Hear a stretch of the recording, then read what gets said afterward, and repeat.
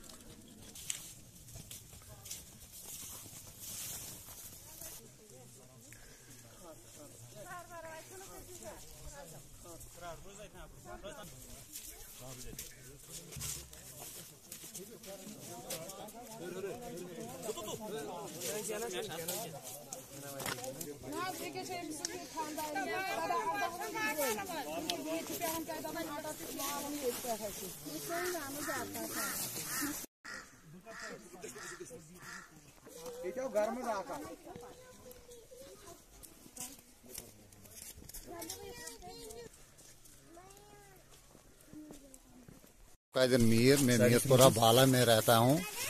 हम कहीं 100 साल से रोड से डिस्कनेक्ट है।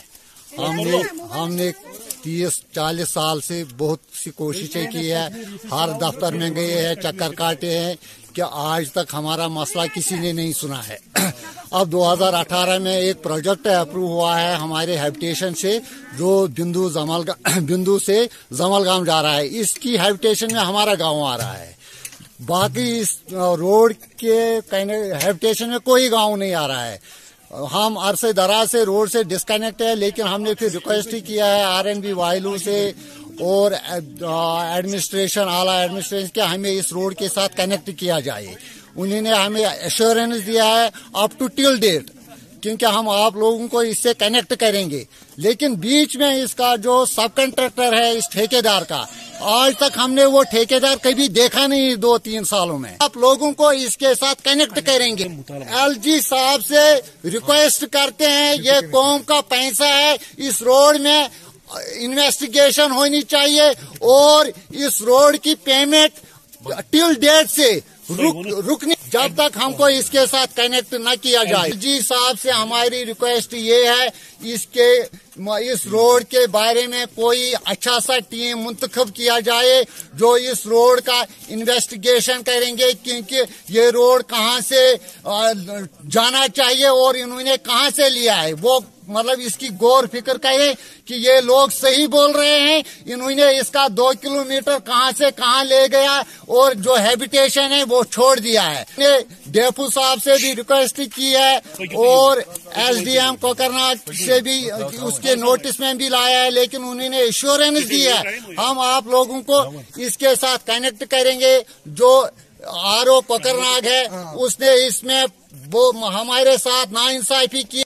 हम गवर्नमेंट से गुजारिश करें, हम मीरपुरा बाला रहते हैं सर, वतनाड़ में।